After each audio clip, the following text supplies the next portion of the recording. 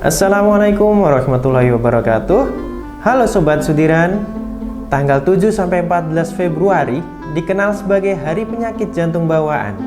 Dalam kesempatan kali ini, saya akan mencoba memberikan informasi tentang apa itu penyakit jantung bawaan, suatu gangguan struktural dari jantung yang dibawa anak sejak lahir. Untuk angka kejadiannya sendiri cukup banyak. Di Indonesia, kurang lebih 9 dari 1.000 anak lahir hidup dalam setahun diketahui memiliki PJB.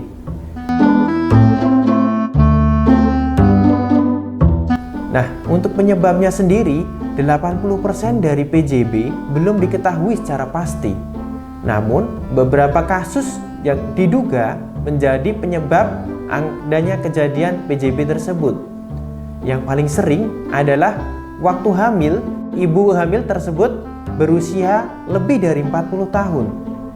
Kemudian adanya riwayat konsumsi dari obat-obatan yang bersifat merusak janin pada saat ibu hamil. Kemudian yang sering lagi adalah adanya infeksi yang terjadi pada saat kehamilan, terutama pada saat 3 bulan pertama, di mana pada bulan-bulan tersebut terjadi pembentukan dari organ jantung itu sendiri.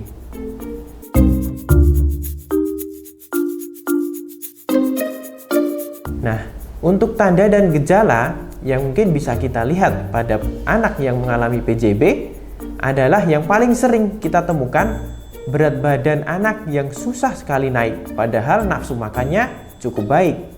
Nah, kemudian setelah kita timbang ternyata berat badannya kurang sesuai dengan usia. Nah, itu perlu kita waspadai adanya PJB pada bayi tersebut. Kemudian pada bayi dengan PJB terkadang mengalami kesulitan untuk menyusu akibat mengalami sesak, atau yang bisa kita lihat napasnya sesak pada saat menyusu. Hal ini disebabkan akibat kurangnya pasokan oksigen pada saat bayi tersebut menyusu. Kemudian yang bisa kita lihat lagi, bayi yang mengalami PJB lebih sering terkena penyakit atau flu dibandingkan dengan anak-anak sebaya di sekitarnya. Kemudian yang bisa kita lihat lagi, biasanya pasien bayi dengan PJB sering kelihatan adanya kebiruan pada ujung-ujung jari tangan maupun ujung-ujung jari kaki atau pada bibir, terutama ketika anak tersebut menangis. Nah, bila Anda menemukan gejala-gejala seperti itu pada bayi Anda, jangan ragu untuk segera memeriksakan ke dokter anak terdekat atau dokter spesialis jantung terdekat untuk mengetahui apakah anak tersebut mengalami PJB atau tidak.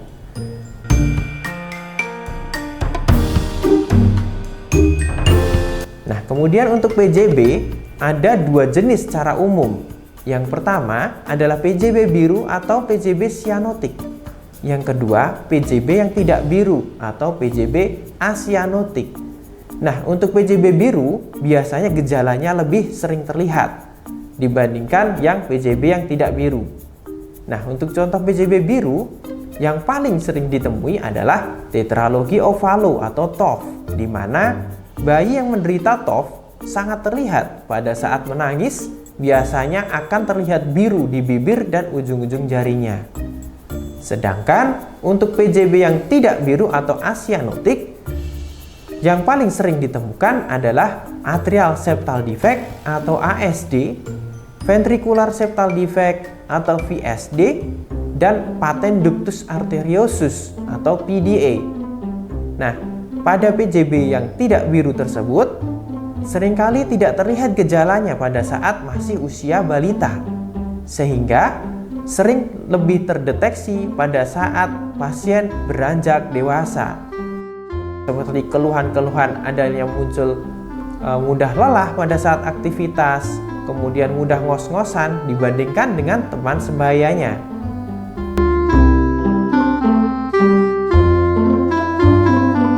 Nah, untuk deteksi dini, apabila Anda menemukan tanda-tanda yang sudah kami bahas sebelumnya, maka jangan ragu untuk segera memeriksakan ke dokter yang terdekat. Untuk selanjutnya, nanti akan dilakukan tindakan pemeriksaan rekam jantung, ronsen dada, dan juga ekokardiografi atau USG jantung supaya PJB tersebut dapat segera terdeteksi dan diatasi secara dini. Saya, Dr. Afandi, spesialis jantung dan pembuluh darah RSUD Dr. Sudiran Mangun Sumarso Wonogiri. Semoga semua informasi yang tadi kami sampaikan dapat bermanfaat untuk kita semua. Salam sehat, Go Nyawiji Sesarengan Bangun Wonogiri. Wassalamualaikum warahmatullahi wabarakatuh.